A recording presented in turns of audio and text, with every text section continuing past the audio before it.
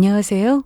저는 결혼 5년 차에 이혼을 결심하게 된 평범한 30대 여성입니다. 현재는 그 인간하고 이혼한 상태예요. 저는 결혼이라는 게 단순히 사랑만으로 유지되는 게 아니라 서로 존중하고 배려하며 우리라는 울타리를 함께 지켜가는 일이라고 믿어왔어요. 그래서 남편과의 갈등이 처음엔 그냥 작은 오해에서 비롯된 거라 생각하며 넘기려 했습니다. 하지만 시간이 지나면서 깨달았어요. 제 남편은 저를 평생 함께할 동반자가 아니라 자신에게 이득이 되는 상대로만 보고 있었다는 걸요. 그걸 깨달은 건 남편이 친정 식구들을 대할 때였습니다. 남편은 제 친정 식구들과 식사를 할 때마다 단 한 번도 밥값을 계산하지 않았어요. 처음엔 이번엔 내가 내야지 싶어 제가 결제했어요. 하지만 2번, 3번, 4번 결제할 순간이 몇 번 있었는데도 불구하고 남편은 나 몰라라 했습니다. 늘 그런 식으로 반복되니까 조금씩 마음이 불편해지더라고요.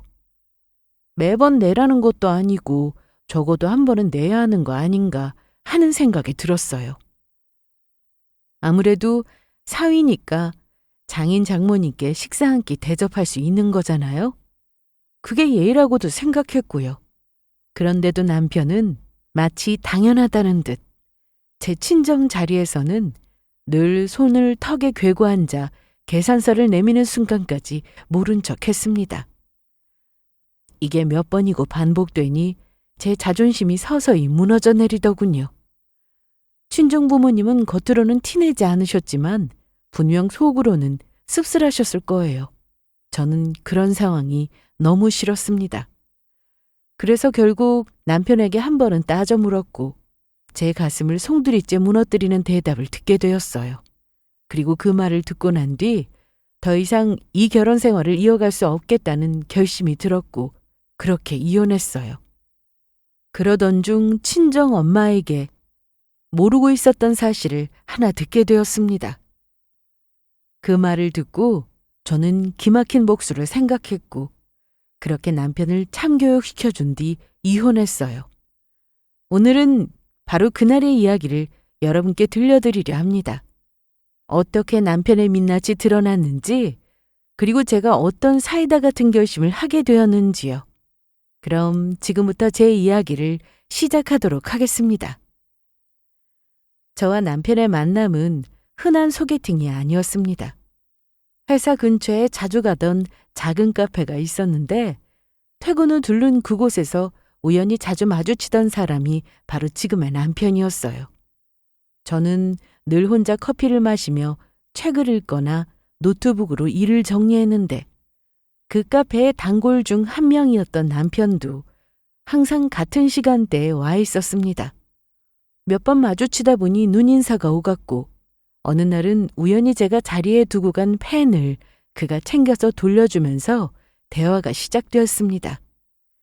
그렇게 짧은 인사에서 출발한 관계가 한 달쯤 지나 자연스러운 저녁 식사 자리로 이어졌고 그게 우리의 첫 데이트가 되었어요. 남편을 지켜보니 참 든든하다는 생각이 들었습니다. 대화 중에도 괜히 허세를 부리거나 자기 자랑을 늘어놓지 않고 제가 무슨 말을 하는지 집중해서 듣더군요.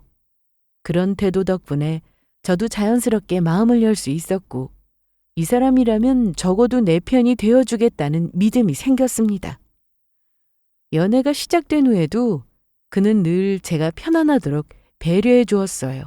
제가 퇴근이 늦어져 지하철 막차 시간을 맞추지 못할까봐 일부러 퇴근길을 돌아 제 회사 앞까지 와주기도 했고 주말이면 일주일 고생했으니까 오늘은 본인이 운전기사 한다며 제가 좋아하는 드라이브 코스를 함께 달리기도 했습니다. 또 제가 시험을 준비할 때는 밤새 졸음을 참고 옆에서 조용히 책을 읽으며 기다려줬고 회사 일 때문에 스트레스 받아 예민할 때도 무조건 달래거나 훈계하지 않고 제 감정을 충분히 쏟아내게 내버려 두더군요. 그러고는 한참 후에 다 털어냈으면 이제 같이 밥 먹자라며 웃으며 손을 내밀어 줬습니다. 그런 작은 행동들 덕분에 저는 안정감을 느꼈고 그게 남편의 평생의 동반자로 믿게 된 가장 큰 이유였어요. 1년 조금 넘게 연애가 이어지자 저는 남편에게 확신을 가지게 되었고 남편도 같은 마음이었는지 어느 순간부터 미래에 대한 구체적인 이야기를 자연스럽게 꺼냈어요. 결국 양가 부모님께 인사를 드리게 되었고 결혼 준비가 본격적으로 시작됐습니다. 특히 기억에 남는 건 남편이 제 부모님 앞에서 했던 말이에요. 아빠가 앞으로 우리 딸 잘 부탁한다고 하셨을 때 남편은 조금도 머뭇거리지 않고 이렇게 말했습니다. 장인어른 장모님, 저를 사위로 받아주셔서 감사합니다. 그리고 걱정하실 거 없습니다. 제 아내가 될 사람이니 누구보다 사랑하며 아끼겠습니다. 물론 장인 장모님께도 누구보다 든든한 사위가 되겠다고 자신 있게 약속드리겠습니다. 두 분의 소중한 딸 평생 지키겠습니다.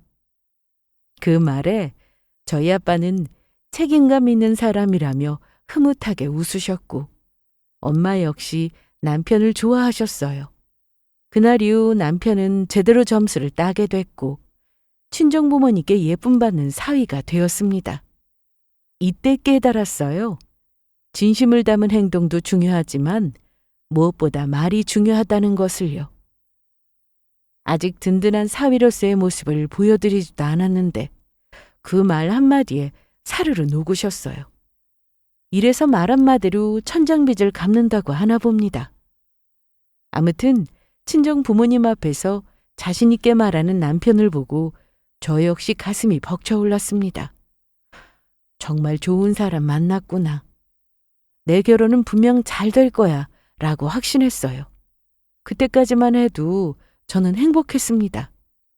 남편의 다정한 모습과 책임감 있는 말이 모두 진심이라고 믿었거든요. 하지만 그 모든 게 시간이 지나면서 철저히 깨져버릴 줄은 그때는 상상도 못했습니다. 결혼 전 남편은 정말 든든한 사람처럼 보였어요. 친정부모님 눈에도 그렇고 제 눈에도 마찬가지로요. 결혼 후에는 안 그랬지만 결혼 전에는 친정부모님 앞에서는 늘 먼저 나서서 계산하려고 했고 말도 어찌나 번듯하게 하는지 엄마랑 아빠가 무척이나 좋아하셨습니다. 장인어른, 장모님, 제가 계산할게요. 이제 제가 있으니 이런 건 다 저한테 맡기세요. 에이, 무슨 소리야. 저번에 노후서방이 다 내는데 이건 우리가 낼게. 아닙니다. 사위인데 당연히 제가 내야죠. 이런 모습 덕분에 친정부모님은 흐뭇하게 웃으셨고 이런 사위 있어서 참 든든하다고 칭찬하실 정도였습니다. 저 역시 그 진지한 모습에 안심했고요. 하지만 결혼 후 남편의 본 모습은 점점 드러나기 시작했습니다. 첫 번째로 그 모습을 드러낸 건 결혼하고 얼마 안 돼요. 가족끼리 고깃집에 갔을 때였어요. 분위기도 좋았고 남편도 식사 내내 즐겁게 대화하며 분위기를 띄웠습니다.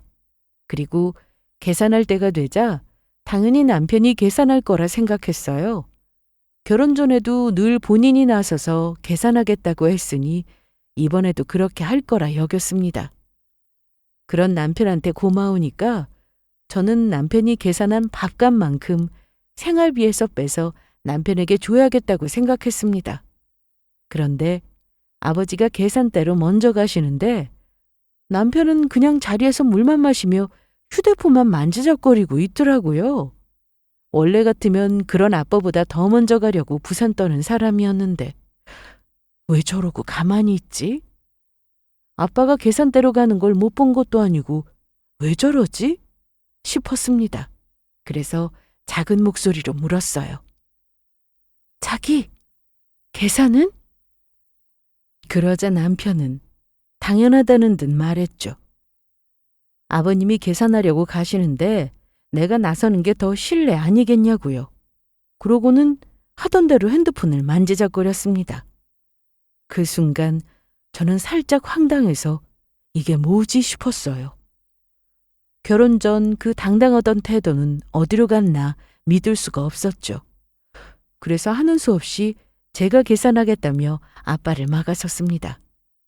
아무리 그래도 아빠가 계산하시게 그냥 둘 수 없었어요. 우리가 뭐 애도 아니고 다 커서 결혼했는데 이제 이런 거는 당연히 저희가 해야 한다고 생각했습니다. 친정부모님이 아니더라도 마찬가지예요. 아무튼 그날은 그렇게 제가 계산했고 남편한테 왜 계산 안 했냐고 따로 뭐라고 하지 않았습니다. 뭐 결혼 전에 본인이 다 하겠다고 큰소리 쳤지만 진짜 남편만 다 할 필요는 없으니까 그러려니 이해하고 넘겼어요. 그 전에 아빠가 하도 본인이 사시겠다고 말씀하셔서 남편이 아빠의 뜻을 거스르고 싶지 않아서 그런 거라고 생각하고 넘겼습니다. 그러고 나서 몇 달 후 명절이라 온 가족이 모여 식사를 했습니다. 엄마는 큰 집 어르신들 챙기느라 정신없으셨고 저는 눈치껏 카드를 꺼내려고 했습니다. 보니까 남편이 또 딴청을 피우고 있더라고요. 누가 봐도 일부러요. 그래서 하는 수 없이 제가 결제하려는데 남편이 제 손을 슬쩍 막으며 이렇게 말했어요. 괜히 나설 필요 없어. 장인어른이 하실 거야. 그러니까 우리가 해야지. 결혼할 때 먼 길 와주셨는데 얼마나 감사해. 당연히 우리가 계산해야지. 아이, 그냥 가만히 있으라니까. 오늘 얼마나 많이 나온 줄 알아? 괜히 나서면 더 이상해져. 그냥 두는 게 맞아. 저는 계산하겠다고 하고 남편은 하지 말라고 말리고 그렇게 둘이 옥신각신하며 실랑이 하고 있는 사이 아빠가 먼저 결제하셨어요. 그 모습에 제 얼굴이 화끈거려서 결국 카드를 도로 집어넣을 수밖에 없었습니다. 그 모습을 본 오빠가 씁쓸하게 웃는 걸 보니 땅속으로 꺼져버리고 싶더군요. 이때 집에 가서 남편한테 왜 그러냐고 뭐라고 했습니다. 그러자 남편은 모처럼 장인어른이 계산하고 싶어 하시는 것 같은데 우리가 나서는 게 오히려 좋지 않을 수 있다고 했어요. 저는 그래도 우리가 계산할 수도 있는 거 아니냐. 결혼식 때 축하하러 많이 와주셨는데 겸사겸사 감사한 마음도 전하고 아빠 체면도 세워드리고 좋지 않냐고 했죠. 하지만 남편은 그럴 필요가 뭐 있냐고 결제야 나중에 또 얼마든지 하면 된다는 식으로 이야기했습니다. 그렇게 말하니까 더 이상 할 말이 없더라고요. 그래서 그날은 그렇게 마무리되었는데 얼마 후 또 결제를 내빼는 남편을 목격하게 되었습니다. 제 동생이 결혼 준비로 바쁘고 힘들어할 때 가족끼리 모여 응원 겸 밥을 사주자고 했습니다. 저는 속으로 이번만큼은 남편이 먼저 나서겠지 하고 기대했어요. 하지만 식사가 끝난 뒤에도 남편은 여전히 자리에서 꿈쩍도 하지 않았습니다. 결국 또 아버지가 계산을 하셨죠. 제가 계산하겠다는 거 아빠가 괜찮다면서 막내딸한테 맛있는 거 사주고 싶어서 그런다며 계산하셨고 저는 하는 수 없이 지갑을 가방 안에 넣었어요. 그리고 돌아오는 길에 저는 남편에게 말을 꺼냈습니다. 오늘은 동생 응원하려고 만난 자리였잖아. 그럼 우리가 내야 되는 거 아니야? 당신 또 가만히 있더라? 장인어른이 계산하고 싶어 하시는 것 같길래 가만히 있었지. 원래 집안 큰어른이 계산하는 거야. 내가 나서는 게 더 우스운 거라고 몇 번을 말해. 그 목소리에는 짜증 섞인 기운이 묻어 있었고 저는 어이가 없어서 더 말 안 했습니다. 제가 뭐라고 할 때마다 남편은 어른이 계산하겠다는데 나서는 게 도리가 아니라는 식으로만 이야기했어요. 진짜 말이나 못하면 가만히나 있지. 저런 식으로 우겨대니까 밉상으로 보이더라고요. 그 후로도 비슷한 상황은 계속됐습니다. 친정과 식사 자리가 있을 때마다 남편은 늘 뒷짐만 지고 앉아있다가 아버지가 카드를 꺼내면 그제야 따라 일어나곤 했어요. 심지어 어떤 날은 식당을 나오며 이런 말까지 했습니다. 장인어른 맛있게 잘 먹었습니다. 이렇게 매번 사주시고 역시 장인어른은 통이 크시다니까요. 그 말을 듣는 순간 저는 얼굴이 달아올라 아무 말도 못하고 웃는 척만 했습니다. 속으로는 눈물이 날 만큼 부끄러웠지만요. 그리고 깨달았습니다. 결혼 전 남편이 보여줬던 든든한 사위의 모습은 전부 연기였다는 걸요. 결혼 전 친정 부모님 앞에서 쇼하듯 계산하려는 척을 했고 결혼 후에는 그마저도 필요 없어지니 본색을 드러낸 겁니다. 그렇게 든든한 척, 책임감 있는 척 굴더니 결혼하고 나니까 개눈 감추듯 싹 사라졌습니다. 한 입으로 한 말을 지킬 줄 모르는 예의 없는 인간인 거죠. 저는 그때부터 남편을 바라보는 눈이 완전히 달라지기 시작했습니다. 그날은 회사 회식이 있다고 늦게 들어온 날이었어요. 남편은 술에 취해 비틀거리며 들어와 소파에 털썩 앉더니 아무렇지도 않게 맥주를 하나 따더군요. 그 꼴을 보니 저는 내심 그동안 쌓였던 불만이 터져나왔습니다. 결혼 전에는 진짜 이런 사람 아니었는데 결혼하고 나니까 하는 행동 하나하나가 다 마음에 안 들었어요. 물론 결혼하고 나면 맞춰가야 할 것들이 있어서 마음에 안 드는 부분으로 자주 싸우기도 하고 서로 충돌을 피할 수 없다는 거 알아요. 그런데 제 마음이 불편한 건 단순히 서로 잘 안 맞아서 그런 게 아니었습니다. 결혼 전과 후의 행동이 너무도 달라서 뭔가 사기당한 기분이 들었어요. 그래서 남편을 향한 마음이 안 좋았습니다. 더 화가 나는 건 시댁 식구들이랑 밥 먹을 때는 그렇게 잘 열리는 지갑이 우리 친정 부모님에게는 야박하다는 거였어요. 이런 내속도 모르고 술 먹고 들어와서 또 팔자 좋게 술 마시는 남편을 보니 울컥 열이 오르더라고요. 그래서 남편에게 뭐라고 하기 시작했어요. 나 진짜 창피해서 못 살겠어. 왜 친정 부모님이랑 밥 먹을 때마다 단 한 번도 계산을 안 해? 아무리 아버지가 계산하신다고 해도 그렇지. 당신이 내면 안 돼? 당신이 결제해도 어차피 나랑 같이 내는 거잖아. 시부모님이랑 식사할 때는 알아서 계산 잘하더니 왜 우리 부모님한테는 그렇게 야박하게 구냐고. 매번 아빠가 계산하실 때마다 내가 얼마나 민망한지 아니? 터질 게 터지고야 말았습니다. 남편한테 쌓인 감정이 이날 본물 터지듯 터져나왔어요. 저는 남편에게 마음에 담아둔 말을 다 꺼냈습니다. 결혼 전에는 그렇게 본인이 다 결제한다고 나서더니 결혼하니까 왜 달라졌냐고. 결혼했으니 이제 더 이상 잘 보일 이유도 없다. 뭐 이거냐고 막 따졌습니다. 그러자 술을 홀짝이며 잠자코 제 이야기를 듣고 있던 남편은 잔뜩 술 기운이 오른 얼굴로 저를 보며 피식 웃더니 기가 막힌 말을 내뱉었어요. 당연하지. 내가 왜? 다 잡은 물고기한테 돈을 왜 써? 그리고 나는 나한테 도움되는 사람한테만 돈 써. 당신 친정이 나한테 무슨 도움이 되는데? 말해봐. 없지? 그러니까 그냥 얻어먹으면 되는 거야. 남편의 취중 진담을 듣고 저는 순간 귀를 의심했습니다. 술에 취해 나온 말이라고 해도 그게 남편 속마음이라는 걸 직감적으로 알 수 있었거든요. 어떻게 이렇게 말할 수 있지?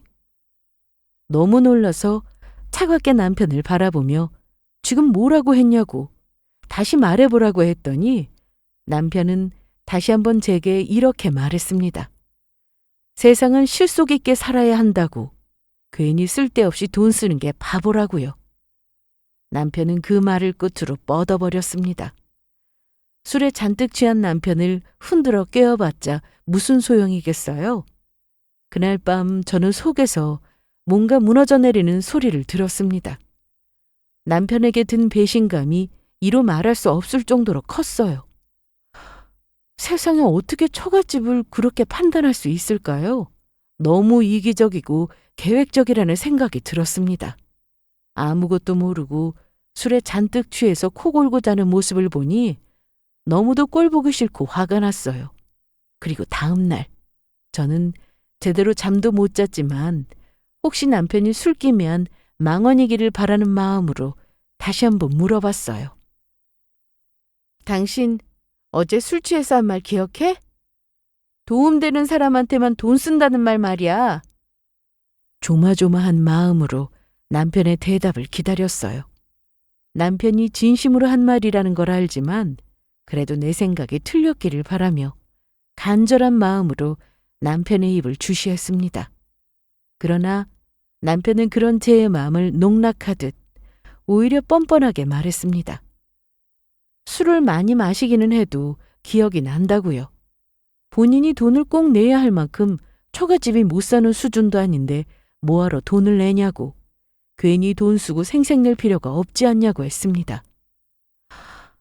그 말을 듣는 순간 제 가슴 속 마지막 희망까지 모조리 사라졌어요. 그건 술 마셔 한 실수도 우연히 내뱉은 말 실수도 아닌 남편의 진짜 가치관이었던 겁니다. 저는 그제야 지금까지의 모든 행동이 이해됐어요. 결혼 전에만 쇼하듯 계산하려고 했던 것도, 결혼 후엔 단 한 번도 지갑을 열지 않았던 것도, 결국 남편은 제 친정을 앞으로 이용할 수 있는지 없는지만 판단했던 겁니다. 도움이 안 된다고 판단해서 그렇게 돈을 쓰기 싫었던 거였어요. 그 사실이 너무 치욕스럽고 분노가 치밀어 올랐습니다. 이 인간과는 더 이상 정상적인 가정을 꾸려갈 수 없다는 생각이 머릿속에 선명하게 자리 잡기 시작했어요. 저는 시부모님께 나가는 돈 아깝게 생각한 적이 단 한 번도 없거든요. 그런데 이 인간은 우리 부모님에게 나가는 돈을 아깝게 여겼다는 게 너무도 괘씸하고 용서가 안 됐어요. 남편이 술에 취해 내뱉은 그 한마디, 도움되는 사람한테만 돈을 쓴다는 그 말이 제 머릿속에서 지워지지 않았습니다. 처음에는 그냥 술김에 나온 말이라 생각하려 했어요. 진심이라는 생각이 지워지지 않았지만 제발 그러기만을 바랐습니다. 하지만 다음날 맨정신에도 똑같은 소리를 하는 걸 듣는 순간 그게 이 사람의 진짜 가치관이라는 걸 알게 되었습니다. 그 순간부터 저는 결혼 생활을 처음부터 끝까지 되짚어보기로 했어요. 결혼 초 맞벌이를 하면서도 저는 집안일 대부분을 혼자 해야 했습니다. 퇴근해서 집에 들어오면 설거지거리, 빨래, 청소, 온통 어질러진 집이 저를 기다리고 있었죠. 남편은 늘 소파에 드러누워 TV를 보거나 휴대폰만 만지작거렸습니다. 집에 왔으면 청소 좀 해놓지. 여태 그러고 있었어? 그러지 말고 일어나서 설거지 좀 해. 아, 피곤해. 회사에서 하루 종일 일했는데 집에 와서까지 일해야 해? 누구는 뭐 놀았어? 나도 일하고 똑같이 피곤해. 잔소리 좀 그만해. 집안일은 네가 더 꼼꼼하니까 네가 하는 게 맞지. 그리고 나는 당신이랑 하는 일이 다르잖아. 지금 그냥 누워서 쉬는 것 같아 보여도 나 지금 핸드폰으로 업무하고 있는 거야. 집에 와서도 일의 연장이라고. 생각해보니 남편은 처음부터 그랬어요. 저런 말들로 합리화했습니다. 본인은 퇴근해도 퇴근한 게 아니라면서 집에서 업무 보고 있는 거 불쌍하지 않냐고 하는데 뭐라고 할 말이 없더라고요. 그래서 몇 번 좋게 넘어갔는데 시간이 지날수록 불만이 쌓였어요. 결혼 전에는 같이 힘 합쳐서 가정 꾸려나가자던 남자가 정작 결혼 후에는 아무것도 하지 않고 저한테만 떠넘기는 현실이 너무 억울했습니다. 그래도 저는 이해했어요. 남편 말대로 집안일은 제가 더 잘하고 꼼꼼하니까. 어차피 남편이 해도 한 번 더 제 손이 가야 했거든요. 그럴 바에 그냥 내가 하고 말지. 남편한테는 쉬운 것들로 도와달라고 시키고는 했습니다. 바쁘고 힘들다고 툴툴거리기는 해도 해달라고 하면 마지못해 하기도 해서 더 이상 뭐라고 안 했어요. 저는 이런 거 이해하고 넘길 수 있었습니다. 제가 시부모님께 하듯 남편도 우리 친정 부모님께 잘한다면 상관없다고 생각했어요. 그런데 그게 아니니까 이것 말고도 못했던 것들이 한꺼번에 생각나더라고요. 남편과의 대화는 언제나 일방적이었습니다.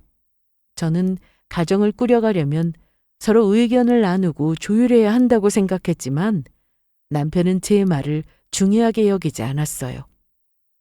휴가를 어디로 갈지 얘기하려 해도, 생활비 사용에 대해 상의하려 해도 남편은 늘 이렇게 말했죠. 그런 건 본인이 알아서 할 거니까 그냥 따라오기만 하라고요. 그럴 때마다 저는 그래도 가정일인데 나도 의견을 말할 수 있는 거 아니냐고 했어요. 그러자 제가 뭐라고 이야기한다고 해서 달라지는 건 없으니 괜한 시간 낭비하지 말고 믿고 맡기라고 했습니다. 그때 내가 아내가 아니라 무슨 남편의 부하같이 느껴졌어요.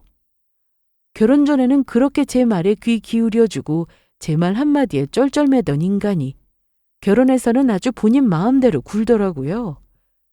그래도 그걸로 남편한테 뭐라고 하지 않았습니다. 서운하기는 해도 트집 잡고 화내지 않았어요.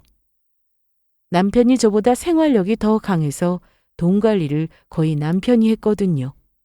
귀찮은 일을 제가 하는 것보다 남편이 도맡아서 하면 저도 편하니까 그냥 알아서 하게 두었어요. 괜히 그런 일로 감정 상하고 싶지도 않았고 저는 그저 각자가 맡은 일 터치 안 하고 가정에 충실하고 양가 부모님께 잘하면 그만인 사람이었습니다. 그렇게 믿었는데 남편은 또 한 번 저를 실망시켰어요. 남편이 제게 10,000원을 쏟아낸 뒤에 저는 남편에게 오만정이 다 떨어져서 이혼을 생각하게 되었는데 그 결심을 굳히게 만든 계기가 바로 돈이었어요. 어느 날 우연히 남편이 관리하는 통장을 보게 되었는데 제가 생각했던 금액과 다르더라고요. 알고 보니 남편은 저한테 말도 안 하고 같이 모으는 돈과 생활비를 본인 마음대로 사용하고 있었어요. 자기 친구들과의 술자리에선 한 번에 몇십만 원씩 쓰고 정작 저와 제 가족 앞에서는 단 한 번도 지갑을 열지 않은 거였죠. 이 일로 남편한테 도대체 이게 뭐냐고 화를 냈는데 남편이 뭐라고 한 줄 아세요? 그게 뭐 어떻냐는 식으로 말하더군요. 이때도 술에 살짝 취해 있었는데 본인이 친구들 만나서 한턱 쏘니까 다 고마워했다고. 역시 돈을 써야 인맥이 돈독해진다고. 그게 다 투자라고 했습니다. 너무 화가 나서 남편의 뺨을 한 대 치고 말았어요. 그리고 악에 받친 목소리로 소리쳤어요.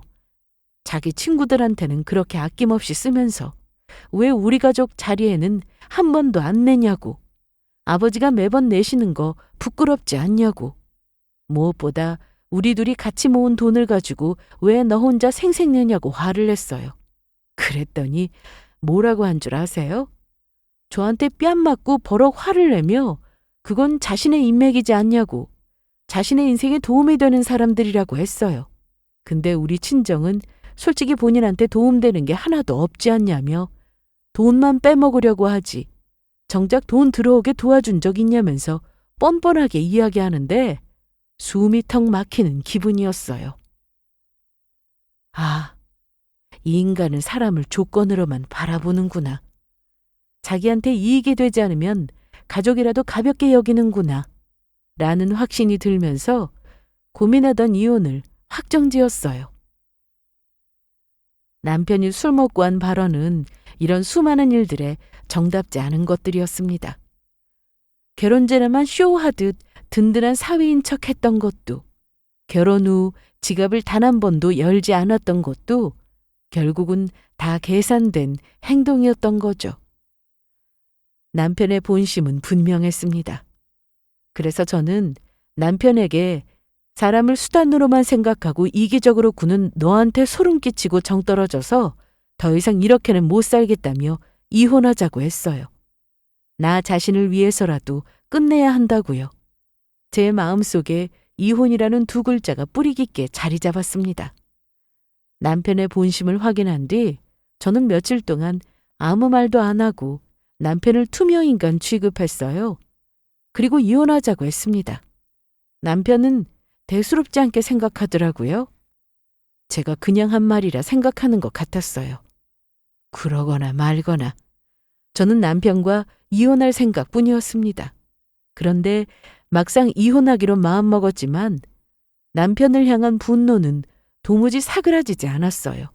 잠을 자도 밥을 먹어도 남편이 제게 한 말이 머릿속에서 떠나질 않았습니다.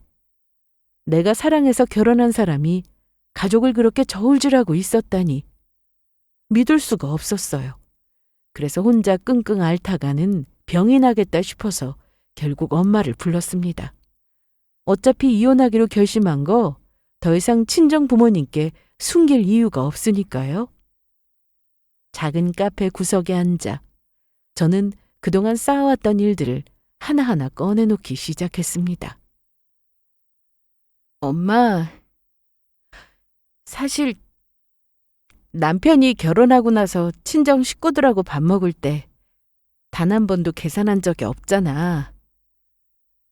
처음에는 이유가 있겠지 싶었는데 시간이 갈수록 일부러 그러는 게 보이더라고. 며칠 전에는 술에 취해서 그런 말을 했어. 나는 나한테 도움되는 사람한테만 돈을 쓴다. 친정은 우리한테 도움되는 게 없으니까 굳이 돈 쓸 필요 없다고. 엄마, 이게 말이 돼? 난 내가 선택해서 결혼한 사람이 이런 사람인 줄 몰랐어. 말을 하는데 목이 메어 목소리가 떨렸습니다. 엄마는 말없이 제 손을 꼭 잡고 듣고 계셨어요. 저는 눈물을 흘리며 계속해서 말을 이어나갔어요. 더 웃긴 건 다음날 맨정신에도 똑같이 이야기했다고. 술김에 실수한 게 아니라 그게 진심이었던 거라고요. 결혼 전에 엄마하고 아빠한테 보이는 행동과 말들은 모두 쇼라고 했습니다. 엄마의 얼굴이 점점 굳어졌어요. 주름진 이마에 분노가 차올랐습니다. 그래? 결혼 전에 든든해 보이기는 했지. 네 말 들어보니 저놈은 인생을 거래처럼 사는 놈이구나. 저는 참았던 울음을 터뜨리며 고개를 끄덕였습니다. 잠시 후 엄마는 무거운 한숨을 내쉬며 조심스럽게 말씀하셨어요. 저는 그 말을 듣고 깜짝 놀랐습니다. 그게 뭐였냐면 사실 엄마는 저 몰래 남편의 차를 새로 하나 사주려고 하셨다고 했어요. 거래처에서 좋은 조건으로 차가 나와서 계약까지 다 해뒀다고요. 하도 둘의 힘으로 결혼하고 싶다고 해서 뭐 하나 보태주지 못한 게 마음에 걸리셨대요. 그래서 우리가 자리 잡는데 조금이라도 보탬이 되어주고 싶었고 사위체면도 세워주고 싶어서 차를 선물할 생각이셨다고 했습니다. 그 말을 듣는 순간 저는 또 한 번 눈물이 핑 돌았어요. 가슴속에서 억눌러왔던 분노가 치밀어 올랐습니다. 우리 엄마는 이렇게나 자기를 생각하고 도와주고자 하시는데 어떻게 너는 그따위 이기적인 마음으로 우리 친정 부모님을 대할 수 있는지 또다시 화가 났거든요. 그래서 저는 그럴 것 없다고 엄마가 그 인간한테 차를 선물하기 전에 모든 사실을 말해서 참 다행이라고 했습니다. 엄마 역시 결혼 전과 후의 행동이 달라도 그래도 내 딸한테는 잘하겠지라는 마음으로 남편과 저의 결혼 생활을 응원하고자 하셨대요. 그런데 그게 아니라고 하니까 괘씸해 하셨고 당신이 사람을 잘못 봤다면서 그놈이 그렇게 우리를 우습게 여길 줄 알았다면 애초에 그런 생각도 안 했을 거라고 하셨습니다. 그리고 엄마는 이를 악물고 단호하게 말씀하셨어요. 그딴 놈한테 차를 사줄 필요가 없다고. 시간이 지나서 계약을 취소하기는 어렵고 계약한 차가 나오면 그냥 팔아버릴 거라고요. 그때 제게 아주 좋은 생각이 떠올랐습니다. 엄마가 계약한 차는 이미 생산 단계에 들어간 상태라 위약금을 물어도 취소가 어려운 상황이었어요. 그래서 차가 나오면 그냥 팔아버리시겠다고 했는데 그걸 제게 달라고 했습니다. 엄마는 그 차를 왜 달라고 하는지 영문을 모르는 표정을 지으셨고 저는 속으로 이렇게 생각했어요. 차로 그 인간에게 복수할 수 있겠다고요. 시간은 흘러 드디어 새 차가 나왔습니다. 번쩍이는 새 차가 집 앞에 세워진 순간 제 머릿속이 준비해둔 그림이 완성됐어요. 차를 직접 보니까 남편이 참 좋아하겠다는 생각이 들었어요. 디자인이고 성능이고 죄다 남편이 좋아할 만했습니다. 이 차를 본다면 좋다고 군침을 흘게 뻔했거든요. 저는 일부러 남편이 퇴근할 무렵 차를 집 앞에 두고 기다렸습니다.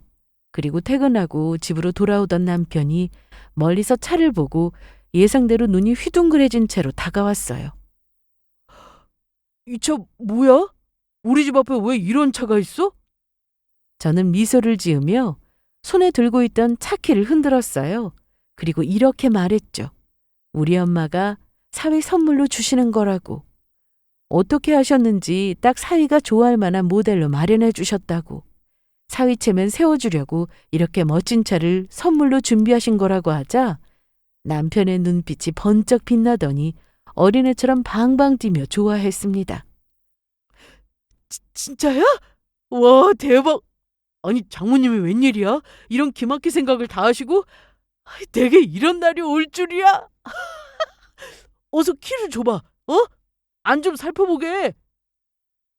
남편은 차문 창문에 얼굴을 바짝 가져다 대고 내부를 살펴보려고 했고 어두워서 잘 보이지 않자 제 손에 들려있는 차키를 발견하고는 차키를 달라고 했습니다. 저는 그런 남편을 그냥 가만히 쳐다보며 빙긋 웃을 뿐이었어요. 남편은 뭐하고 섰냐고 빨리 달라며 제게 다가왔고 제 손에 들린 차키를 덥석 잡아당기려 했습니다. 하지만 저는 단단히 쥔 손에서 키를 내주지 않았어요. 남편은 안달난 목소리로 말했습니다. 뭐 하는 거야? 빨리 줘봐. 내 차라며. 그럼 빨리 살펴봐야 할 거 아니야. 우리 장모님이 주신 선물인데 구석구석 살펴봐야지. 이 말을 하면서 남편의 표정은 참으로 벅차 있었습니다. 아직도 그 인간이 짓던 표정이 생생하게 기억나요. 어찌나 어린아이처럼 좋아하든지. 저는 마음속 깊은 곳에서 올라오는 웃음을 억누르며 남편을 똑바로 바라봤습니다. 그리고 차갑게 말했어요. 이 차의 주인은 네가 아니라고요. 아니, 그럴 거 없어. 이 차 네 거 아니거든. 뭐? 그게 무슨 소리야? 아까 장모님이 나한테 주시는 선물이라며. 사위 체면 세워주려고 사주신 차라고 했잖아. 새 차를 보고 눈이 돈 남편은 자신의 차라고 했으면서 왜 갑자기 아니라고 하냐고 소리쳤습니다. 저는 그런 남편에게 이렇게 말했어요. 원래는 넣어주려고 엄마가 뽑아주신 차인데 너랑 나랑 이혼할 거니까 이 차는 네 게 아니지 않냐고요. 이혼하면 사이고 뭐고 아무것도 아닌데 우리 엄마가 이 차를 왜 너한테 주시느냐고. 이미 친정부모님께 이혼하겠다고 다 이야기해 놓은 상태라고 했습니다. 차에 정신이 팔려서 이혼하자는 제 말을 까먹었는지 남편은 순간 굳어버렸습니다. 얼굴이 하얗게 질리더니 떨리는 목소리로 물었습니다. 뭐? 장모님께 이혼한다고 말씀드렸다고? 당신 정말 나랑 이혼할 생각이야? 홧김에 한 말이 아니고 진심이었어? 남편은 제가 홧김에 내뱉은 말인 줄 알았는지 이혼이라는 말에 사색이 되어서는 정말 본인이랑 진심으로 이혼할 생각이냐고 물었습니다. 그래서 저는 당연한 거 아니냐고 했어요. 너처럼 사람을 수단으로만 보고 계획적으로 돈 쓰는 인간이랑 소름 끼쳐서 어떻게 같이 사냐고 이혼할 거라고 했습니다. 또 이혼은 네가 그동안 해온 행동들이 만든 결과라고 했어요. 네가 이렇게 기회를 날린 거니 이런 차를 가질 자격도 우리 친정 부모님의 사랑을 받을 자격도 없다고 했습니다. 저는 차키를 꽉 쥐고 등을 돌려 집으로 들어갔습니다. 그리고 미리 싸놓은 짐을 챙겨서 나왔어요. 그걸 차 트렁크에 싣자 남편은 뭐 하는 거냐며 황급히 저를 막았어요. 뭐 하는 거야? 이 집은 다 뭔데? 말했잖아. 너랑 이혼할 거라고. 한 공간에 한순간도 같이 있기 싫은데 어쩌니? 내가 짐 싸서 나가야지. 친정집으로 갈 거니까 연락하면 법원 앞으로 나와. 남편이 가지고 싶어 하던 차에 제 짐을 넣고 약 올리듯 차키를 남편에게 보여주면서 차 문을 열었습니다. 그러자 남편은 울부짖듯이 소리쳤어요. 안 돼. 이 차는 내 거야. 차에 타려는 저를 막아 세우며 이 차는 자신의 차라고 소리쳤습니다. 어이가 없어서 왜 너희냐고 물었더니 장모님이 내게 주시려고 뽑은 차가 아니냐고 했어요. 이혼하기 전에 뽑아주신 거니까 당연히 자신의 것이 아니냐며 우겨댔습니다. 아무리 이혼하기로 했어도 자신에게 주려고 뽑은 이상 자신에게 지분이 있으니 순순히 내놓던지 아니면 이혼할 때 반반 나누자고 하더라고요. 그래서 무슨 자격으로 이 차를 넘보냐고. 아무리 넣어주려고 뽑은 차라고 해도 엄마가 내게 주신 차라고 했습니다. 뽑아준 사람이 나한테 준 건데 왜 네 거냐고. 우길 걸 우기라고 소리쳤어요.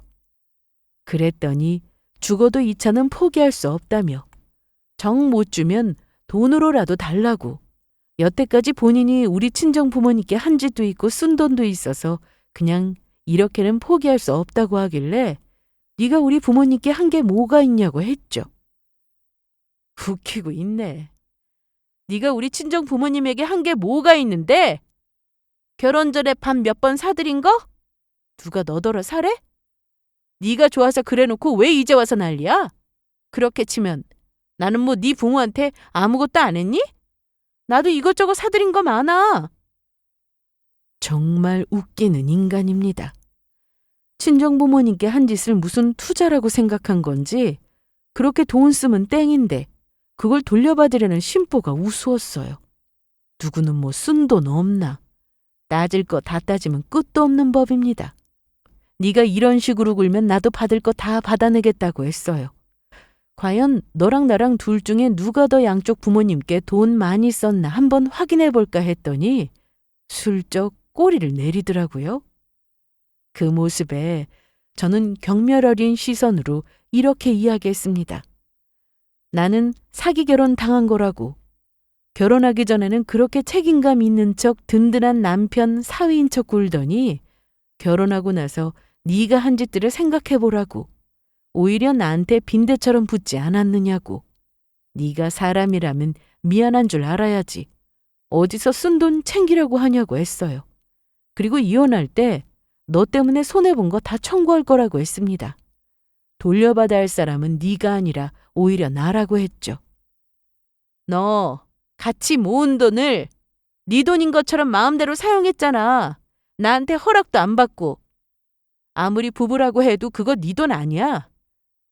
네가 내 돈 쓴 만큼 받는 건 당연하고 이혼의 책임까지 물어서 더 챙길 거니까 그렇게 알아.